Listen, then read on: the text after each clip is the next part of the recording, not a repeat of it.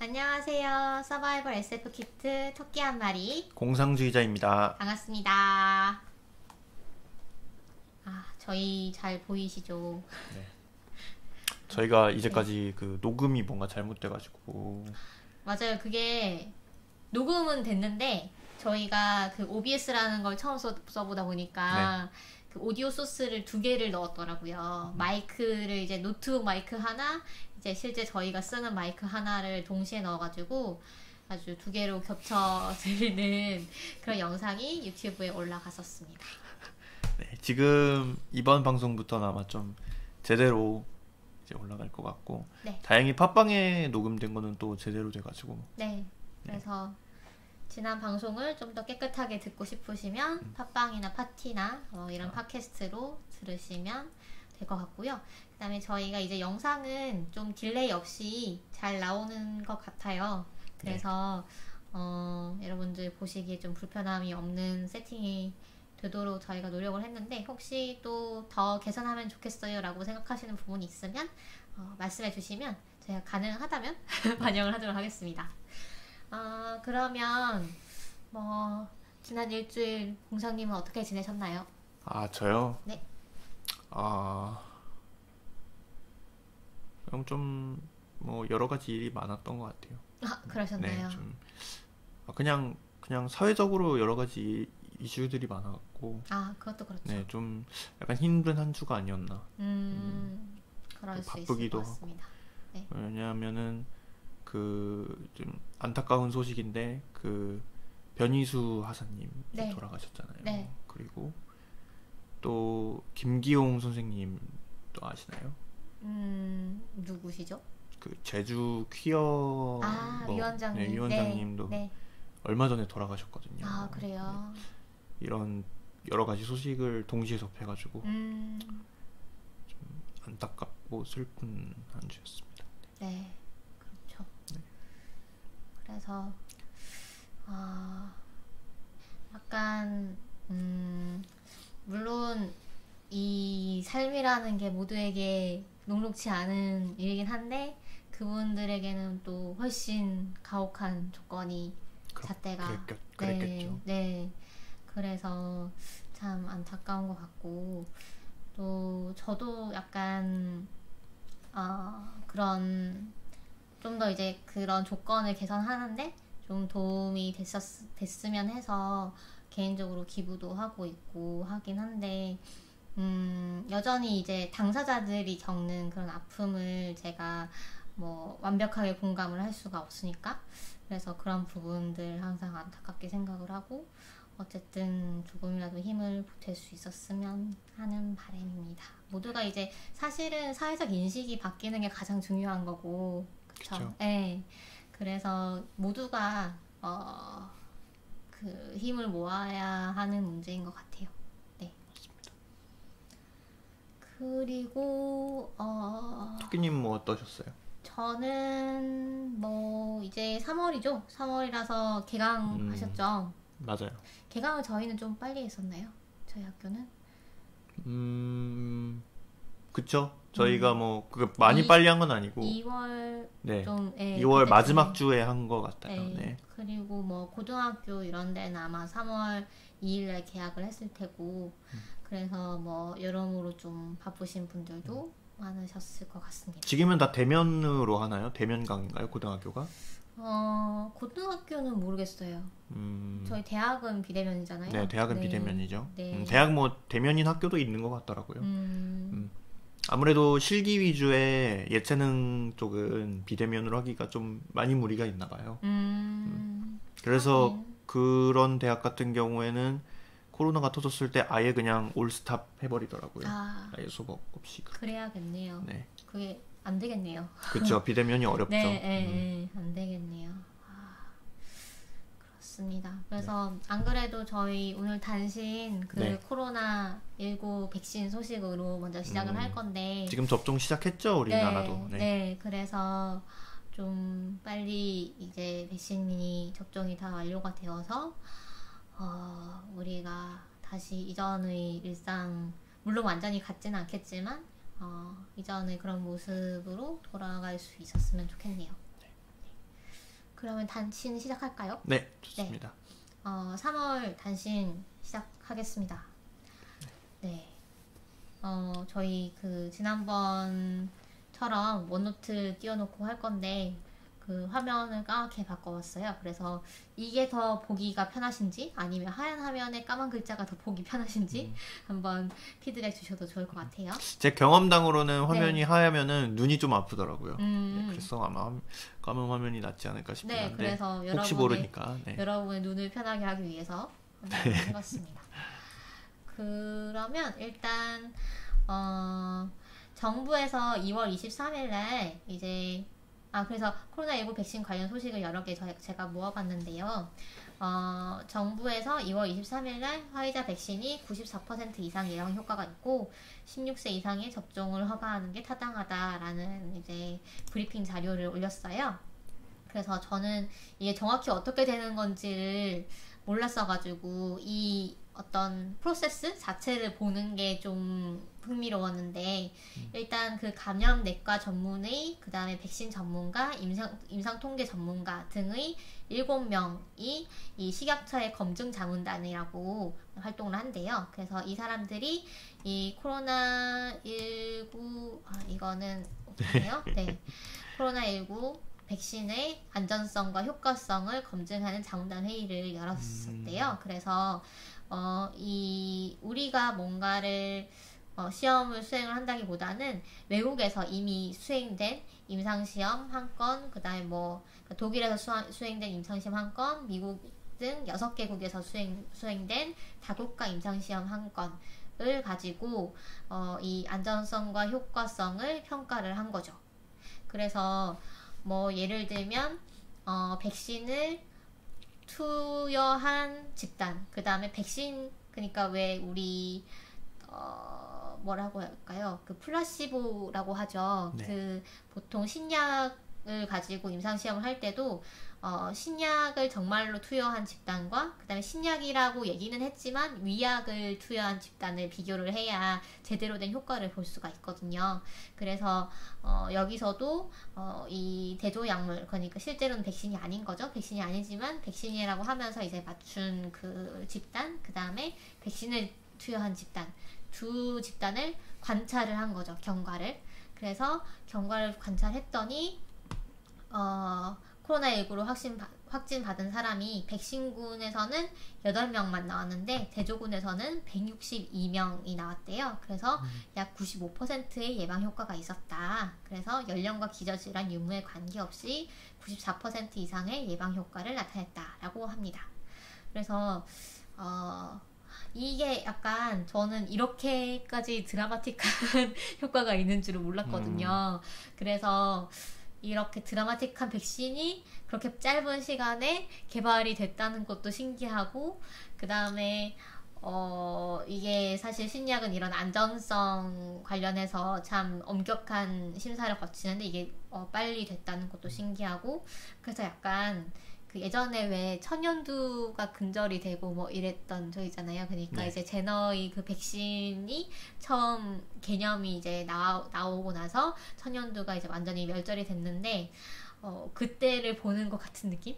그러니까 그때 사람들이 이렇게 느꼈겠구나. 약간 우리가 과학의 힘으로 병을 정복할 수 있구나 라는 그런 약간 그 뿌듯함?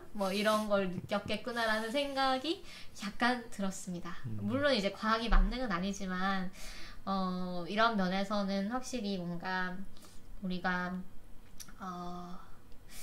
좀 믿고 쓸 수 있지 않을까라는 생각을 하는데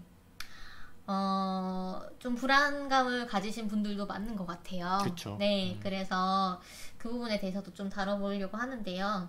일단 코로나 백신을 맞아야 할까? 라는 그 기사가 헬로디디라는 곳에서 나왔어요. 이제 그 대덕의 연구단지 중심으로 하는 언론인데요. 그러니까 백신을 맞아야 할까라는 이 질문이 나온다는 것 자체가 사람들이 이제 좀 맞아야 되나? 굳이 맞아야 되나? 이렇게 생각한다는 거죠.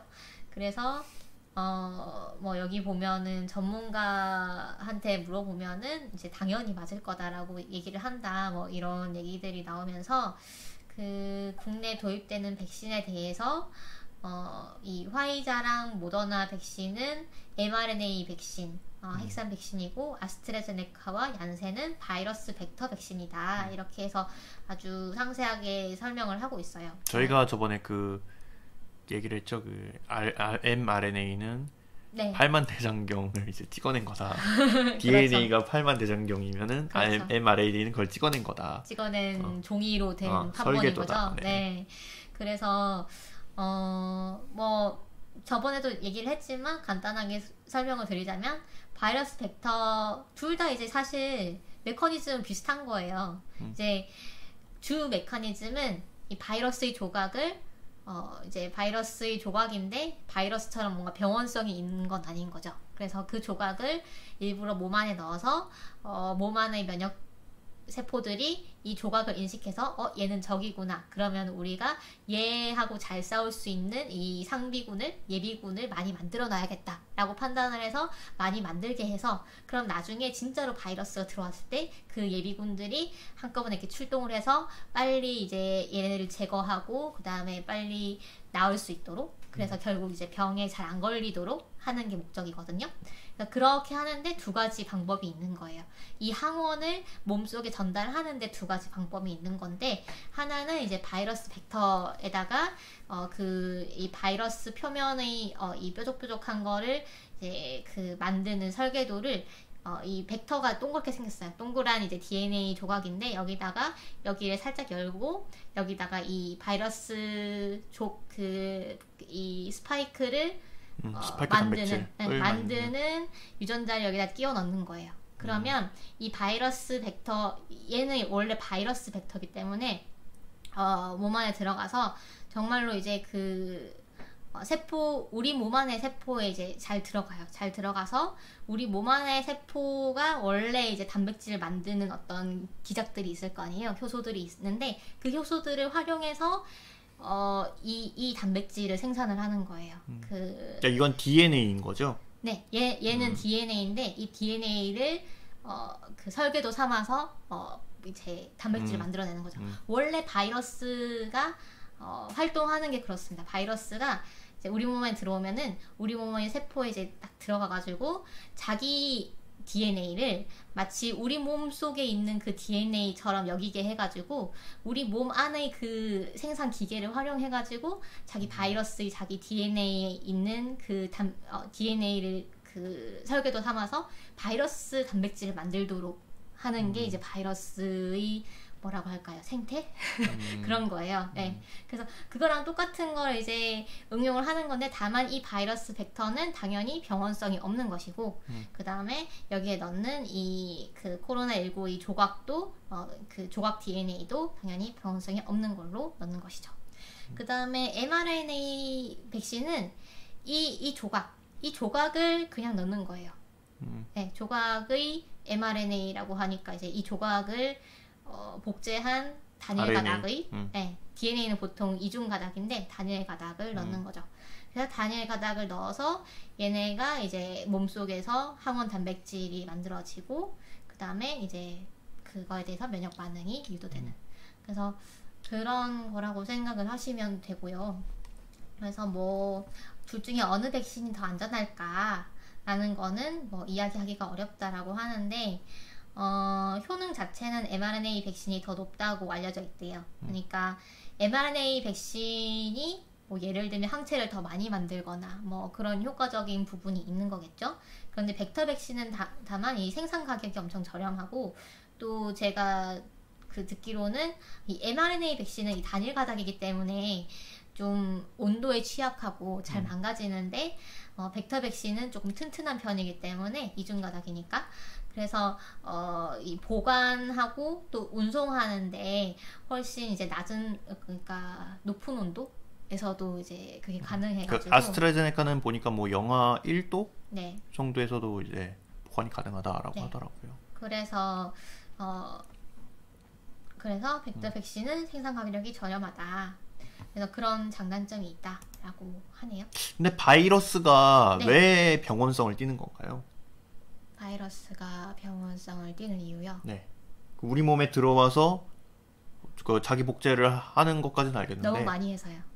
너무 많이 해서 네. 자기 복제를 너무 많이 해서. 그러니까 우리가 써야 되는 자원을 걔네들이 뺏어 쓰는 거잖아요. 우리 몸에 필요한 단백질을 만들어야 되는데 걔네 바이러스 단백질을 자꾸 만드는 거죠. 그럼 바이러스 단백질이 밖으로 나가서 또 다른 세포를 전염시키고 또 다른 세포를 전염시키고 그럼 이제 얘네들이 원래 해야 되는 일을 못 하는 거죠. 근데 정확히 이제 병원성이라는 게 뭐 예를 들면 바이러스에 따라서 뭐 코에 이제 이상 반응을 일으키는 바이러스도 있을 수 있고 뭐 네. 목에 이상 반응을 일으키는 바이러스도 있을 수 있잖아요. 네. 그런 거는 제가 정확히는 모르겠습니다. 그냥 그 모르겠습니다. 부위에서 잘 번식을 해서 그럴 수도 번식이라고 네. 하잖아요. 복제를 해서 네, 그럴 수도 그런 있을 걸까요? 것 같은데 네.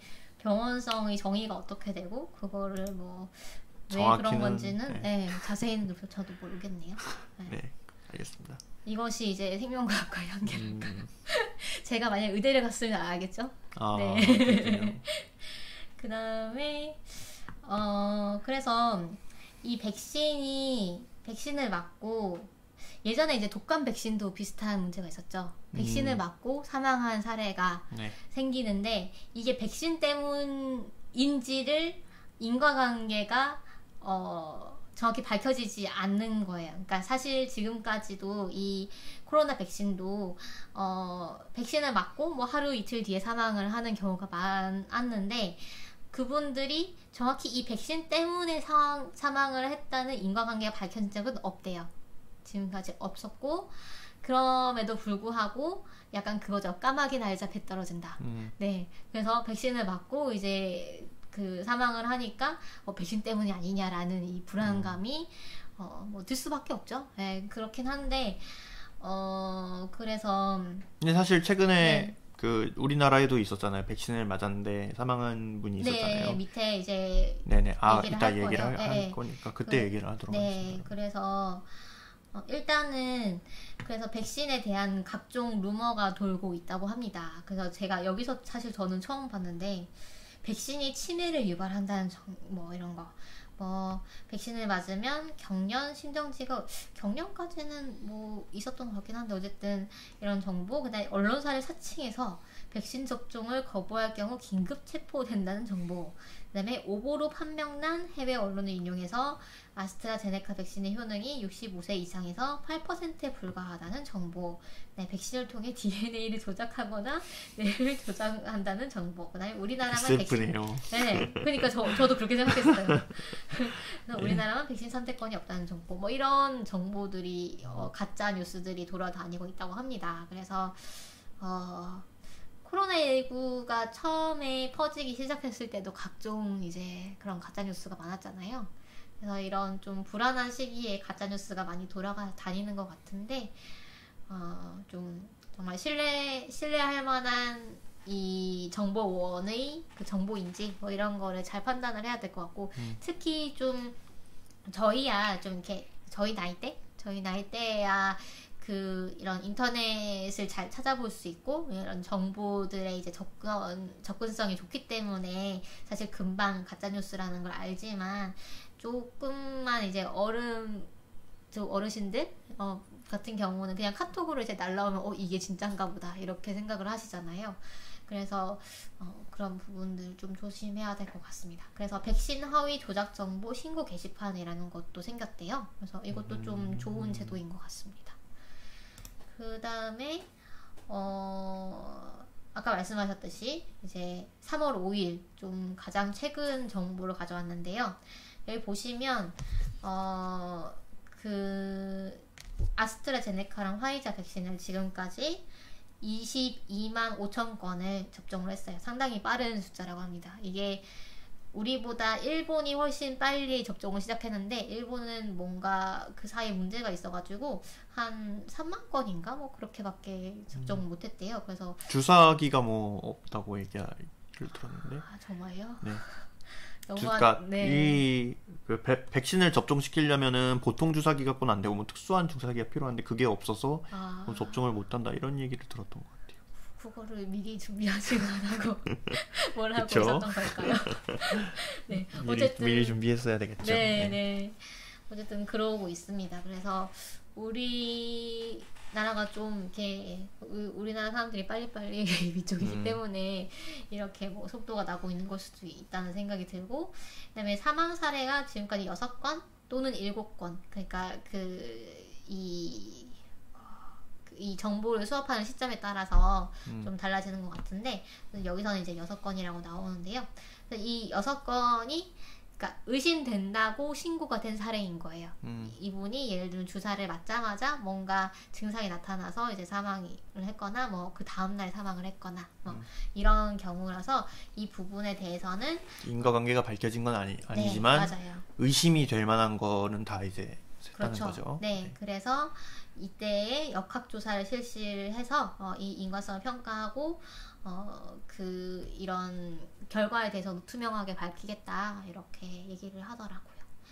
그래서 여기 보면 아나필락시스라는 게 나오잖아요. 그래서 아나필락시스가 뭔지 조금 궁금해 하실 수도 있을 것 같아가지고 이게 그거죠. 같은 그 항원에 그 2번 노출됐을 때 생기는 그런 거 아닌가요? 네, 맞아요. 그래서 여기 보면은 그러니까 아까 저희가 그 왜 상비군이 생겼다가 얘네들이 막 출동한다고 네네네. 말씀드렸잖아요. 네. 그러니까 그 상비군들이 너무 많이 출동하는 거죠.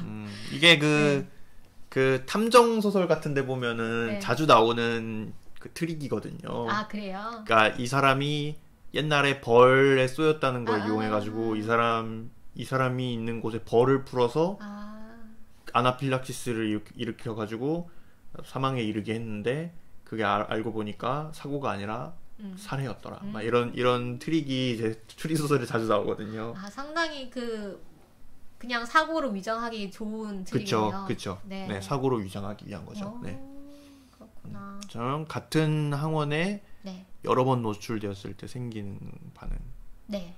이라고 저는 알고 있습니다. 네, 그래서 면역 과잉 반응 같은 것이죠. 그래서 급성 면역 반응이라고도 할 수 있을 것 같은데, 그래서 아나필락시스 양 반응도 있어요. 그래서 이거는 아나필락시스 반응과 유사한데 물질에 처음 노출됐을 때 발생하는 반응이래요. 네, 그래서 이 그 상비군, 그러니까 그 항원을 인식해서 만들어진 그 상비군 때문에 발생하는 게 아니고 그냥 물질 자체에 의해서 거기에 너무 과민하게 반응을 한 거죠. 그래서 네. 원인에 그쵸. 운동이 있네요. 네, 저도 이거 보고 좀 놀랐어요. 운동이 있다니. 그래서 뭐 이게 머크 매뉴얼이라는 건데 이 의학 관련 그 정보를 좀 광범위하게 공유를 하기 위해서 만들어진 정보원이에요. 그래서 이게 2017년부터 이제 우리나라 이제 언어로 또 이제 그 서비스가 되고 있더라고요. 그래서 좀 유용한 사이트 같아가지고 소개할 겸 봤습니다. 머크라는 데는 상당히 유명한 화학회사죠. 아, 그래요? 네. 처음 듣습니다. 아, 그래요? 네. 저는 대학원생이면 다 아는 줄 알았는데. 아, 그래요? 네, 역시 수학과라서. 수학과라서. 네. 네. 저희는 뭐 A4용지 네. 칠판 이런 거밖에 사지 않기 때문에. 네. 그 화학 씨앗 가지고 실험하시는 분들은 뭐 아실 수밖에 없는 회사예요. 네. 그런 걸 파는 회사인가요? 그렇죠. 네. 그런 화학 물질을 파는 회사고 뭐 상당히 큰 기업이죠. 네. 그래서 지금 아까 말씀드렸다시피 이제 1차 예방 접종이 지금 22만 건 정도 완료가 되었고 중앙일보에 이 백신 트래커라고 해가지고 국내 백신을 좀 총정리한 뭐 이런 기사도 있었습니다. 그래서 이 기사는 제가 뭐 일일이 설명하지는 않을 건데 여기 보면 뭐 접종 현황이 이렇게 인포그래픽으로 나오기도 하고요. 그 다음에 이상 반응 신고 현황이라던가 뭐 접종 일정이라던가 이런 게 되게 잘 정리되어 있더라고요. 그래서 뭐 보시면 될 것 같습니다. 네. 그리고 이스라엘은 보니까 이미 접종한 효과가 나타나고 있다고 얘기를 하더라고요. 그래요? 실제로 그 확진자 수가 좀 그 접종 전후를 기점으로 기울기가 변화를 보이고 있다. 이런 기사를 본 것 같아요. 그렇구나. 그래서 네. 사실 이게 우리만 다 되면 되는 게 아니니까요. 우리가 만약에 해외를 나가거나 하려면 네, 전 세계적으로도 어떤 좀 집단 면역 같은 게 형성이 돼야 되니까 네, 백신 여권이 생긴다 이런 얘기도 있던데요. 백신이 맞은 사람만 해외에 나갈 수 있도록 그런 게 생긴다. 그런 게 생길 수도 있다 이런 얘기도 있었던 것 같아요. 그럴 수도 있겠네요. 네. 그리고 왜 예전에 저희 컨테이전에 보면은 백신 맞은 사람께 팔찌 끼고 네, 쇼핑몰 갈 수 있고 막 이렇잖아요. 그래서 그런 것까지는 뭐 우리는 안 생기겠지만 어쨌든 뭐 여권이라고 하시니 약간 그런 거랑 비슷한 느낌이네요. 그 다음에 네. 그래서 대통령이 1호 접종을 맞았어야 되는 거 아닌가 뭐 이런 얘기도 있더라고요. 뭐 다른 나라는 많이들 그렇게 했는데 우리나라는 그렇게 하지 않아가지고 그 문재인 대통령이 좀 그 백신에 두려움을 느끼고 있는 거 아니냐 이런 얘기들이 있긴 하더라고요. 그래서 저도 약간 이게 그러니까 실제로 왜 그랬는지는 모르겠지만 이게 지금 국민들이 불안해하고 있잖아요. 불안해하고 있는 사람들이 많기 때문에 어떤 대통령이 먼저 맞으면은 그건 그것대로 좀 상징적인 의미가 될 수 있지 않을까라는 생각은 하는데 그렇습니다. 그래서 약간 저는 이 백신이 그러니까 사람에 따라서 다르게 느낄 수 있을 것 같아요. 그러니까 불안해하는 사람한테는 가능한 늦게 맞고 싶은 거겠죠. 왜냐하면 다른 사람들이 좀 다 맞고 이렇게 좀 안정성이 보장되면은 그때 난 맞고 싶다라고 생각할 수도 있고, 아니면 빨리 이 코로나로부터 안전해지고 싶다라고 생각하시는 분들은 나는 빨리 맞고 싶다. 왜 쟤네들만 빨리 맞냐? 뭐 이러면서 막 쟤네 특혜주는 거냐? 막 이렇게 생각할 수도 있잖아요. 그래서 두 가지 관점이 다 있을 수도 있을 것 같습니다. 그러면 네, 여기까지 코로나19 백신 관련해서 얘기를 해봤고요.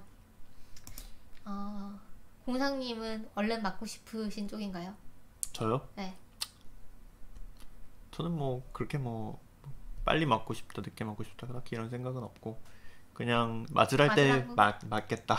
맞으랄 때 맞겠다. 대부분 그럴 것 같긴 해요. 네. 뭐 먼저 맞아야 되는 사람들도 있는 것 같고. 그렇죠. 의료진들이나. 네, 의료진들과 뭐 좀 취약한 사람들, 그 사람들도 있는 것 같고, 뭐 제가 뭐 막 나가서 막 돌아다닐 일이 그렇게 많지는 않으니까 제가 먼저 맞을 필요는 없는 것 같아서 저는 필요할 때 맞으라고 할 때 맞겠습니다.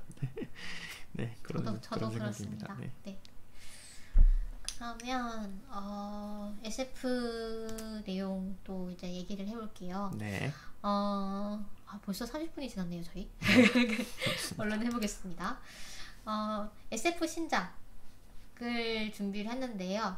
일단 여성 작가의 행성 엔솔로지 우리는 이 별을 떠나기로 했어 라는 책이 화불 출판사에서 나왔습니다. 그래서 사실 매년 3월 8일이 세계 여성의 날이에요. 그래서 여기 이 여성의 날을 맞이해서 출간을 했다고 하고요. 작가진이 참 쟁쟁합니다. 그래서 천설란, 박해울, 박문영, 오정연, 이루카 작가님이 참여를 하셨습니다. 그래서 여기 보시면 뭐 각각 작품이랑 작품 설명 같은 게 간단히 나와 있어요. 사실 이걸 제가 읽어봐도 그 내용이 어떤 내용일지 잘 이렇게 예상이 되는 그런 설명은 아니었어가지고 그냥 뭐 제목만 말씀드리면 천설란 작가님은 뿌리가 하늘로 자라는 나무라고 해가지고 뭐 외계 생명체와의 전투와 뭐 그 유일하게 살아남은 외계 생명체와의 나와의 관계를 얘기하는 작품이 아닐까 뭐 이런 생각이 들고, 그 다음에 이루카 작가의 이번 출구에서 만나요는 이 돌아가신 엄마가 사실은 지구에 산재한 폭력과 혐오의 데이터를 정화해 왔음을 알게 됐다. 뭐 이런 내용이 있는데 이것도 읽어봐야 알 것 같아요. 어떤 내용인지. 그리고 박해우 작가님의 요람행성. 여기는 지구를 대신할 요람행성을 테라포밍을 하러 갔는데 거기에는 이미 살고 있는 생물들이 있었던 거죠. 그래서 이 생물들을 다 죽여도 되는가? 뭐 이런 고민을 하는 내용일 것 같아요. 이건 그냥 추측입니다. 저희. 그다음에 박문영 작가님의 무주지라는 작품은 이 다자연의 폴리아모리와 이제 공동 양육을 기반으로 만들어진 새로운 사랑의 땅 무주지라는 곳을 배경으로 또 일어나는 일들인 것 같아요. 그다음에 오정현 작가님의 남십자자리라는 거는 이 양로행성이라는 곳이 있으면 어떨까라는 얘기를 하는 것 같아요. 그래서 양로행성에서 휴머노이드들과 유사의 일상을 살아가는 노인이 등장을 하고 또 그 노인의 손에 의해서 키워진 주인공이 등장하고 뭐 그런 내용이었습니다. 그래서 특히 이 양로행성에서 나오는 이제 얘기, 그 남십자자리라는 이 작품이 이 MD 김효선 ND의 눈에는 좀 인상 깊었다 이런 내용도 이제 책 속에 나와 있어가지고 조금 가져왔었고요. 그리고 다음 작품은 김동식 작가의 신작 소설입니다. 그 김동식 작가님의 회색 인간을 읽어보시지 않으셨죠 아직? 네. 그 아주 초단편을 쓰시는 것 같아요. 읽어보니까 제가 그래서 그 이후에도 계속 나오는 이 중에 장편이 있는지는 잘 모르겠는데 거의 많은 이제 작품이 그 초단편을 모아놓은 책들이에요. 네, 그래서 약간 그 아이디어로 승부하는 그런 느낌 있잖아요. 네, 그런 호시 시니치의 그 쇼트 같은 그런 느낌이 있고 그래서 또 그동안 그래서 그 써놓으신 거 또는 지금 쓰고 계신 게 되게 많은가 봐요 작품이. 그래서 벌써 10번째 그러니까 김동식 소설집 시리즈가 지금 10번째 권이 나온 겁니다. 그래서 9권 10권이 동시 출간이 됐는데 밸런스 게임 그리고 문어라는 제목의 소설집이고 요다 출판사에서 나왔습니다. 그래서 특히 이 문어라는 소설집이 그 대놓고 SF라고 홍보를 하고 있더라고요. 그래서 안드로이드 로봇이라던가 인공지능이라던가 뭐 타임리프 좀비 뭐 이런 SF적인 색채가 강한 그런 초단편을 특히 많이 모아놓은 소설집인 것 같습니다. 그래서 뭐 이런 식으로 10권의 김동식 소설집이 나왔다고 하고요. 그 다음에 카오스 워킹이라고 해서 패트릭 네스의 소설인데 이게 영화가 나왔어요. 3월에 개봉을 했는데 여기서 만약 유튜브를 틀면 틀어질까요? 안 될 것 같은데요. 그러면 여기 보시면 이 포스터가 있잖아요. 네. 그래서 유명한 배우들이 나오고 또 이 감독이 그 더그 라이언이라고 해서 본 아이덴티티랑 엣지 오브 투마로우를 연출을 하신 분이에요. 그랬는데 이 영화가 2018년 시사회에서 엄청난 호평을 받고 완전 이제 이건 개봉이 안 된다라고 호평을 받고 네, 재촬영을 해서 2년 뒤에 개봉을 했는데 그래도 그러니까 올해 3월 지금 3월에 개봉을 한 거예요. 그런데도 지금 평이 좋지 않습니다. 그래서 사실 이게 그 트레일러 보시면 약간 설정은 되게 재밌거든요. 그러니까 내가 생각하는 게 다 들리는 바이러스에 감염됐다는. 그 페이스북에서 광고하는 거 봤어요. 톰 홀랜드가 나오죠? 네, 맞아요. 네, 맞아요. 네. 그래서 옛날에 일본 드라마 중에 사토라레라는 드라마가 있었거든요. 네. 영화로도 있었던 것 같은데 그게 이제 거기 그 남자 주인공이 자기가 생각하는 게 다 들리는 거예요. 그 주변 사람들한테. 그 남자 주인공은 그걸 몰라요. 주변 사람들은 다 그걸 알고 있는데 남자 주인공이 알면 안 돼서 모르는 척 하는 거예요. 네. 꺼졌어요. 네. 요겁니다. 그래서 이 영화는 또는 이 소설은 설정이 그래서 자기 생각이 다 남들한테 노출이 되는 어떤 바이러스에 걸린 사람들이 마을을 이루고 살고 있는데 그 바이러스가 여자한테는 좀 치명적인가 봐요. 그래서 여자는 다 죽고 남자들만 이제 살아남아 있는 그런 마을인데, 어느 날 주인공이 막 여러 그 노이즈, 그러니까 사람들이 생각하는 걸 이제 노이즈라고 표현을 하는데, 그 노이즈들 속에 이상하게 그 노이즈가 안 들리는 부분을 찾은 거예요. 그래서 거기를 딱 갔더니 어떤 여자애가 딱 있는 거예요. 분명 여자들 다 죽었는데 얘는 어디서 왔지? 이러면서. 근데 얘는 생각을 읽을 수가 없는 거예요. 그래서 뭘까 막 이렇게 하면서 좀 전개되는 스토리인 것 같아요. 그래서 상당히 재밌어 보이는데, 그래서 책으로 읽으면 더 재밌지 않을까. 영화는 별로라고 하니까. 네, 그럴 것 같습니다.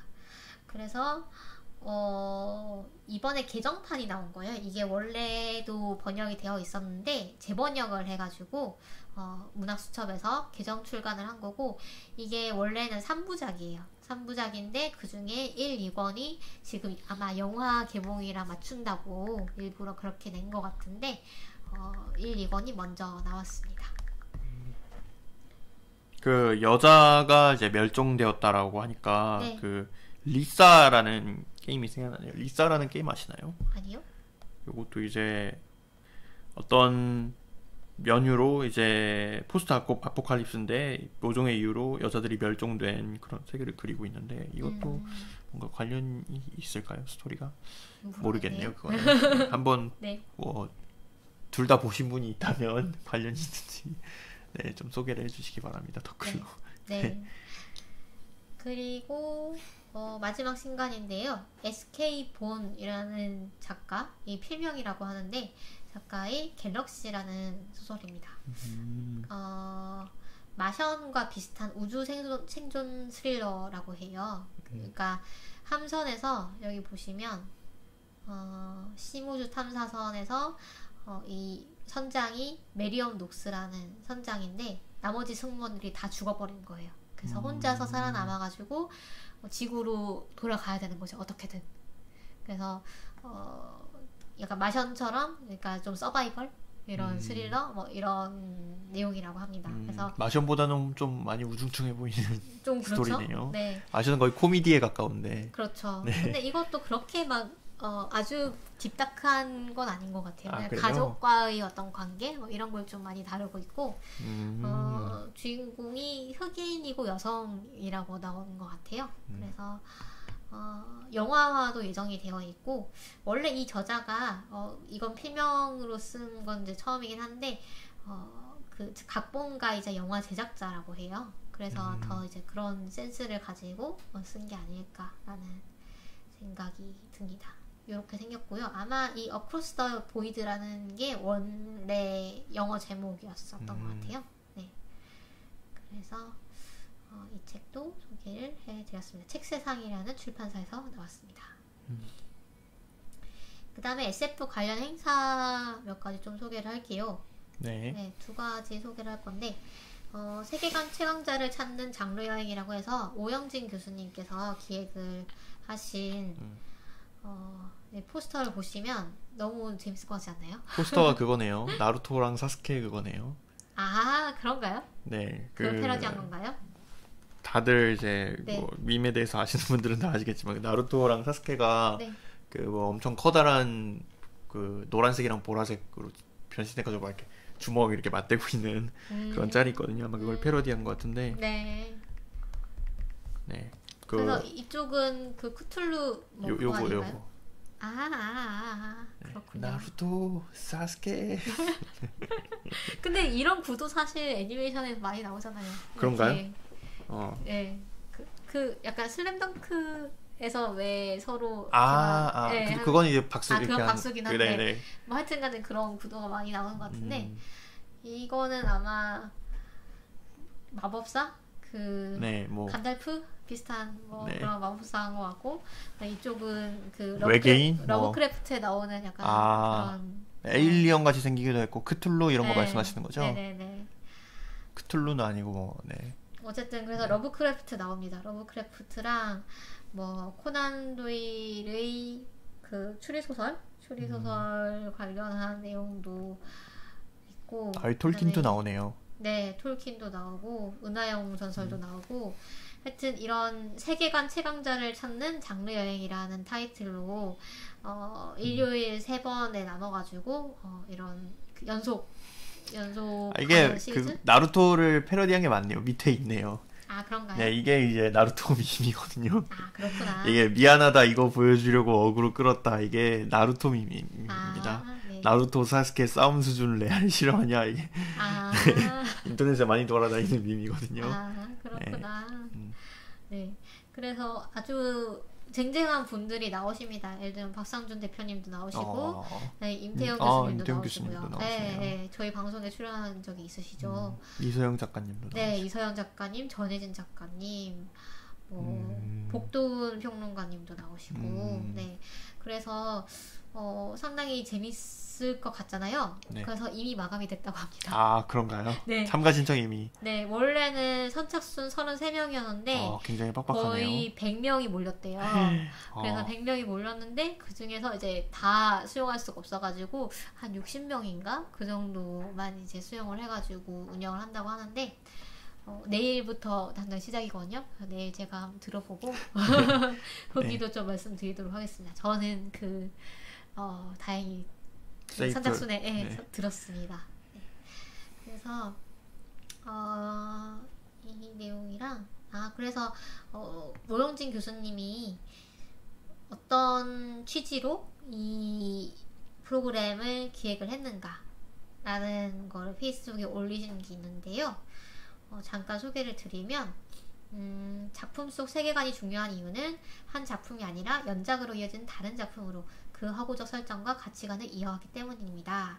그래서 특정한 세계관을 한 작가에서 다른 작가로 영향을 끼치고 급기야 하나의 장르 씬을 구축하는 데까지 이어집니다. 그래서 이런 장르를 연구하기 앞서서 세계관에 대한 연구가 필요하다고 생각합니다. 장르 안에서의 작품 간 복잡한 상호 영향력은 결국 세계관의 중첩 상호 영향력을 의미합니다. 그래서 장르 연구에 있어서 세계관 연구는 허구적 우주의 수립이 작가와 그의 시대의 어떤 내면을 반영하는가를 살펴볼 수 있게 하는 중요한 지점이 될 수 있다고 전망합니다. 라고 하셨어요. 그래서 이 세계관 저는 이제 태생이 덕후이기 때문에 약간 이 서브컬처 쪽에서도 세계관이라는 건 참 중요하거든요. 중요하고 어떤 이 세계관이 매력적인가에 따라서 그 작품이 흥하는가 아닌가가 조금 결정되는 부분이 있기 때문에 요즘은 그게 약간 캐릭터 쪽으로 캐릭터 자체의 매력으로 좀 많이 이동한 것 같긴 하지만 어쨌든 이런 세계관 간의 어떤 대결, 물론 진짜 대결까지는 아니겠지만 이런 식으로 이제 어떤 종합 선물 세트 같은 느낌으로 진행이 되는 게 참 재밌고 좀 이런 기획이 좀 더 많아졌으면 좋을 것 같네요. 러브크래프트는 제가 읽어본 적이 없어가지고 네. 러브크래프트 쪽도 많이 궁금하네요. 그렇죠. 톨킨 쪽은 막 이것저것 주워들은 게 많은데 러브크래프트는 뭐 대략적인 그런 개요 정도만 알지 그 소설을 읽어본 적이 없는 것 같아요. 사실 저희 집에 소설이 있는데 사놓고 안 읽어가지고. 그렇군요. 네. 저도 톨킨 쪽은 혹시 많이 보셨나요? 톨킨이 반지의 제왕이죠. 네. 반지의 제왕 영화만 봤어요. 그렇군요. 네. 뭐 공상님 본 게 있으신가요? 저는 소설은 다 읽었고 소설도 다 읽었고 영화도 봤고 그 다음에 막 그 톨킨 세계관의 책이 막 여러 개 있어요. 실마릴리온이라는 책이 있는데 네. 혹시 들어보셨나요? 들어는 봤죠. 그걸 막 거의 막 성경 수준이라고 하더라고요. 써놓은 게 진짜 막 그 재미가 하나도 없대요. 성경 같이 써져 있어가지고 진짜 막 그 역사서처럼 써 있어가지고 태초에 뭐가 있었고 네네네 진짜 그런 네. 느낌으로 써 있다고 하더라고요. 그래서 그거는 제가 읽어볼 엄두는 내지 못했는데 세계관이 굉장히 방대하고 굉장히 세세하다고 합니다. 그리고 톨킨이 글을 쓰는 방식이 그 머릿속에서 진짜 그 세계관을 먼저 창조한 다음에 캐릭터들을 창조한 다음에 그러면 캐릭터들이 어떻게 행동을 할까 이거를 다 머릿속에서 그거를 구상을 한 다음에 글을 쓴다고 하더라고요. 그걸 이제 상상을 하다가 만약 그 스토리가 재미가 없어질 것 같으면은 그냥 다 폐기를 하고 캐릭터나 그런 거를 세계관을 다 처음부터 다시 만든대요. 굉장히 시간이 오래 걸리는 방식으로 글을 썼다고 해가지고 저도 이제 톨킨 세계관을 굉장히 좋아하는데 톨킨 세계관에 대해서도 좀 많이 궁금하네요. 어떻게 말씀을 하실지. 그러네요. 네. 제가 잘 들어보도록 하겠습니다. 네, 감사합니다. 네. 그리고 카오스 재단이라고 해서 과학 강연을 많이 여는 곳이 있는데 약간 인터파크 쪽이랑 연결되어 있는 곳인데 스페이스 오페라라는 주제로 이번 분기에는 연속 강연을 연다고 해요.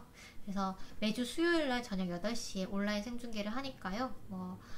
시간 되실 때 부담 없이 보실 수 있는 그런 강연이고요. 요거는 내용이 보니까 다 재밌어가지고 이거는 마감이 안 됐죠? 네, 이거는 네. 근데 3월 3일부터기 때문에 이미 시작이 되긴 했어요. 네. 유튜브로 볼 수 있네요. 그렇죠. 네, 지나간 강연들도 다 보실 수 있으니까요. 네. 다만 이 수료증을 받으려면은 이 여러 강연을 다 출석을 해야 된다고 해요. 그래서 그거 아니면 내용은 다 보실 수 있죠. 그래서 여기 보면은 심채경 박사님 지난번에 저희 그 달 탐사 우리나라의 달 탐사 관련해가지고 강연을 들었던 심채경 박사님도 서대문 자연사박물관에서 했던 거죠. 네. 그분도 나오시고 외계 행성에 대한 강연도 있을 거고 그다음에 지구 멸망 시나리오라던가 되게 재밌을 것 같잖아요. 그다음에 컴퓨터 시뮬레이션으로 구현한 가상 우주와 은하, 외계 생명체 관련해서 미니 강연과 토론 이런 것도 다 너무 재밌을 것 같아가지고 좀 SF 좋아하시는 분들이라면 이런 쪽에도 관심이 있으실 것 같아서 소개를 해보았습니다. 거의 그 교양 수준의 천문학 강의네요. 그렇죠. 그러니까 네, 다들 이제 천문학 좀 전공하신 분들이고 거의 그 대학교 1, 2학년 강의를 열릴 만한 그런 정도의 약간 깊이인 것 같은데 재밌어 보이네요. 네, 재밌을 것 같습니다. 그 다음에 기타 소식을 저희가 어디까지 다룰 수 있을지 모르겠는데요. 한두 개? 뒤에 거는 간단하게 다루고 일단 여성을 차별하지 않는 인공지능을 만들 수 있을까라는 기사가 한겨레에 실렸습니다. 임소연 교수님께서 이제 여성 과학과 만나다라는 시리즈로 칼럼을 연재를 하고 계신데 그 중에 3월 5일자로 실린 칼럼이에요. 그래서 이루다가 사실 지난번에 저희도 말씀드렸지만 그 사람들의 어떤 일상 대화를 수집을 한 다음에 걔네 중에서 그러니까 어떤 인간처럼 보일 수 있도록 그 중에서 이제 좀 취사 선택을 하는 거죠. 머신러닝을 통해서. 그래서 그런 상황에서는 그냥 그렇게만 이제 돼 있는 상황에서는 우리가 실제로도 우리는 일상 대화에서 많이 예를 들면 소수자 혐오라든가 그런 정치적으로 올바르지 않은 그런 발언을 많이 하기 때문에 이 AI가 그렇게 편향되는 걸 막을 수는 없다라고 하면서 오히려 이 관여를 해야만, 그러니까 여기 보면 마지막에 인공지능의 혐오와 차별은 인간이 의도하지 않아도 발생할 수 있다. 그러나 혐오와 차별을 하지 않는 인공지능은 인간이 의도적으로 개입하지 않으면 만들 수 없다. 라는 문구가 있어요. 그래서 이게 조금 공감이 가서 가져와 봤습니다. 그래서 이루다가 알고리즘적으로 어떤 이거는 나쁜 거야, 이렇게 하면 안 돼라고 우리가 알려줄 수가 있을까? 알려주려면 어떻게 해야 될까? 이런 것도 생각을 해볼 수 있을 것 같고요. 그 다음에 어떤 대안적인 시도로 사라라는 AI 네. 인공지능 비서를 소개를 하고 계시더라고요. 그런데 이 사라가 아티큐랩이라고 해서 카네기 멜론 유니버시티의 어떤 연구실에서 개발한 인공지능 비서인데 시연 영상도 제가 링크를 걸어놨거든요. 그래서 한번 보시면 되는데 아무래도 이제 2017년에 개발된 AI라서 그렇게 막 지금처럼 아주 자연스럽거나 그런 느낌은 아니긴 해요. 그렇긴 한데 어쨌든 얘는 인공적으로 구성한 어떤 데이터셋, 그러니까 그 정돈된 환경 아래서 어떤 사람이 어떤 실험을 하고 예를 들면 그런 실험을 했다고 해요. 그 잘 모르는 사람한테 어떤 수학 문제를 가르쳐주는 그런 실험을 딱 녹화를 해가지고 그 사람의 뭐 행동, 뭐 모션, 그 손 동작, 뭐 눈빛, 뭐 이런 거, 그러니까 눈의 동작 이런 것까지 다 이제 스캔을 해가지고 막 말투라던가 그래서 그렇게 이제 축적한 데이터로 이 AI를 구성을 했다고 해요. 네, 그래서 좀 여기는 그런 우리가 일상적으로 그냥 편하게 하는 그런 발언보다는 조금 더 정돈된 그런 데이터가 인공적인 데이터가 들어가 있는 거고 그래서 얘는 그 이 사라라는 게 그 소셜리 뭐의 그 약자였는데 여기 보시면 소셜리 어웨어 로봇 어시스턴트 라고 해서 사회적 의식이 있는 로봇 어시스턴트라는 그 명칭의 약자래요. 그래서 그 의도적으로 이렇게 만든 거죠. 그래서 그리고 여기 보시면 이 아티큐랩의 구성원들인데 상당히 그 성별 그리고 민족이라고 인종적으로 다양한 구성원이 있는 것 같은 느낌이 들지 않나요? 그래서 보통 이제 컴퓨터 공학 이러면은 좀 남성들이 많고 그런 인상이 있는데 이런 다양한 구성을 가지고 있기 때문에 또 이런 인공지능을 만들자라는 시도가 가능한 게 아니었을까라는 것은 그냥 저희 추측입니다만 젠더 혁신 네. 뭐 그럴 수도 있겠다라는 생각을 했습니다. 그리고 이거는 공상님이 귀여워서 알려주신 저도 귀엽더라고요. 조금 소개해 주시겠어요?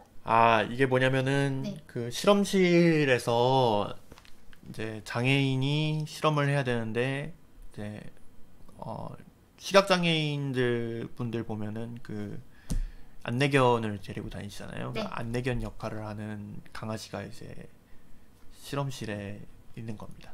그래서 안전장비를 다 착용하고 있고 또 이제 옷도 입고 있는 모습이 너무 귀엽죠. 아마 이분이 이제 그 과학자분이신 것 같아요. 그 과학자분을 이제 보조를 하는 거겠죠. 이 강아지가 개라고 해야 되나 강아지라고 해야 되나 너무 귀여워서 가져와 봤습니다. 여러분들 이제 귀여운 거 보시고 좀 힐링이 되시라고 가져왔습니다. 귀여운 거는 많이 봐야죠. 맞아요.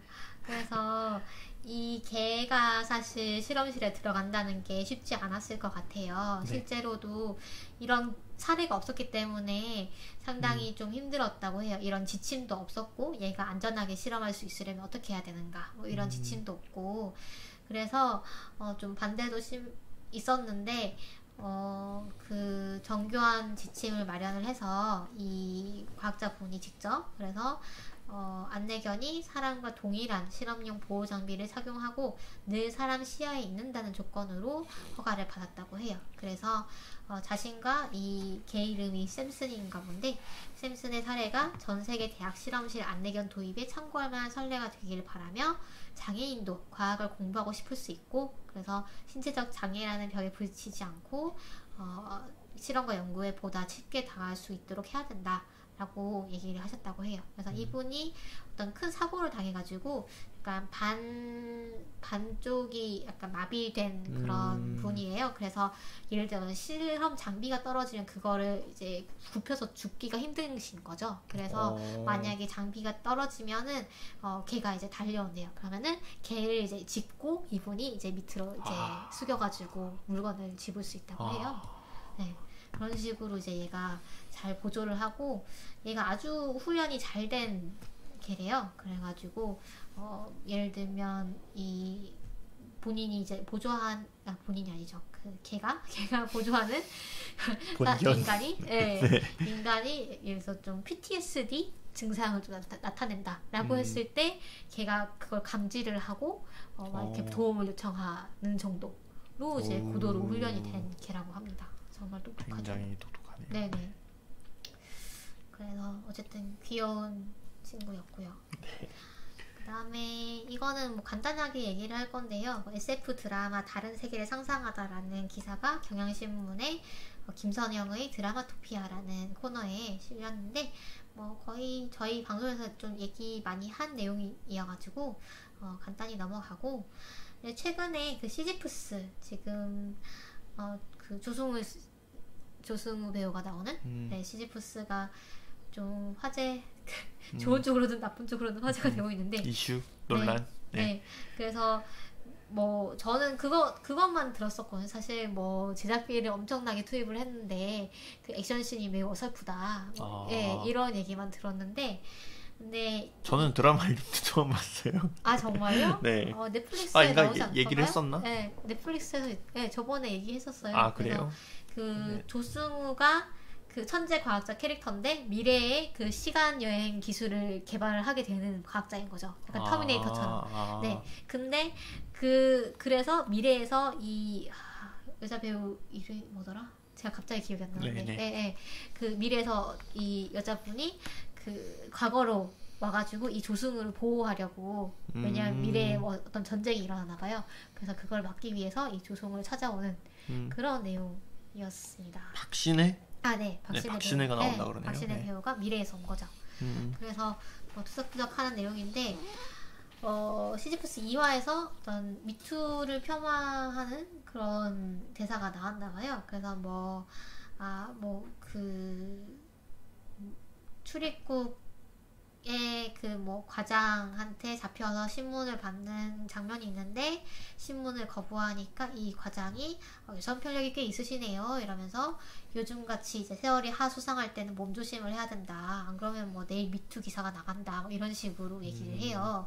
그래서 이게 어떤 사실 미투라는 거는 이제 당사자들이 좀 절박한 심정에서 하는 운동인데 이걸 단순히 남성의 커리어나 명예를 무너뜨리는 수단으로 어떤 협박 수단으로 이제 이렇게 대사에서 그렇게 얘기를 한 게 상당히 큰 잘못이다라는 의견이 많이 올라왔다고 합니다. 시청자 게시판에. 네, 그래서 확실히 좀 문제가 있죠. 비판받을 만한 대사네요. 네. 그래서 안 그래도 사실 그런 시선 때문에 그 어떤 미투를 하시는 분들이 많이 힘들어 하시잖아요. 그쵸? 네, 약간 꽃뱀 아니냐, 뭐 일부러 그런 거 아니냐, 뭐 이렇게. 그래서 좀 조심을 해야 될 것 같습니다. 그리고 이게 마지막이 아니지만 마지막으로 하죠. 네. 그 곽재식 작가님이 SF 작가님이시죠. 네. 이분이 MBC의 심야 괴담회라는 그 프로그램의 고정 패널로 출연을 하시게 되었다고 합니다. 네, 그래서 이 프로그램이 작년에 12월쯤에 파일럿 프로그램을 했었거든요. 그래서 저도 잠깐 봤어요. 근데 재밌더라고요. 아, 그래요? 네, 괴담 뭐 무서운 얘기 다들 좋아하잖아요. 그쵸. 네. 괴담 좋죠. 재미없을 수가 없는 네, 그런 이야기들을 이제 패널들이 다 하나씩 이제 갖고 와가지고 소개를 하는 내용인데 작가님 말씀으로는 여기서 이 모든 것은 다 과학적인 설명도 가능합니다라고 이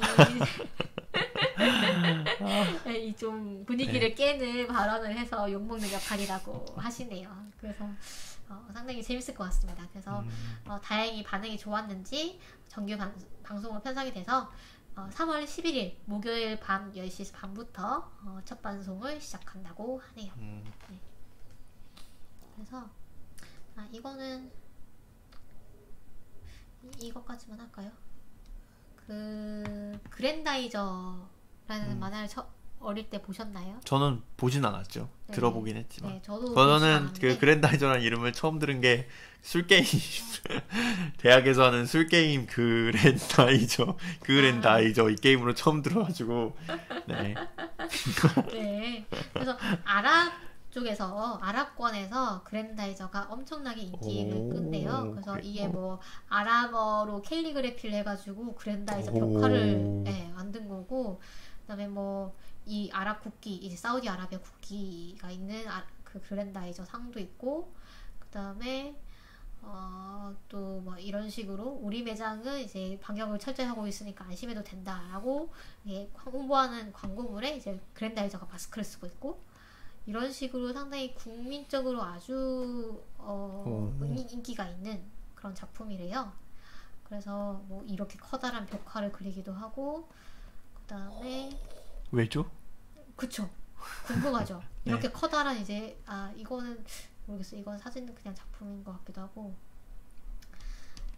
그랜다이저가 정확하게 어떤 애니메이션이죠? 저는 로봇이 나온다는 것밖에 몰라가지고. 저도 로봇 애니메이션이라고는 알고 있어요. 근데 약간 반전 같은 그러니까 그 전쟁에 반대하는 그 전쟁 때문에 어떤 일반 사람들이 좀 일상이 좀 망가지는 이런 것도 많이 다루고 있나 봐요. 그래서 심지어 아랍 세계의 그 아메리칸 아이돌 버전인 아랍 아이돌 같은 오디션 프로그램에서 미션곡으로 주어졌을 정도고 뭐 그랜다이저 메들리 뭐 이런 거를 막 오케스트라랑 같이 해가지고 아랍어로 부르기도 하고 상당한 인기를 끌는데 그래서 이제 원인으로 이 아랍 전문 블로거 분 이분 그 닉네임이 둘라라는 분이신데 네. 이분의 해석에 따르면 일단은 더빙이 잘 됐었대요. 그 현지화라고 해야 될까요? 그 아랍어 더빙이 상당히 찰지게 되었었대요. 그래서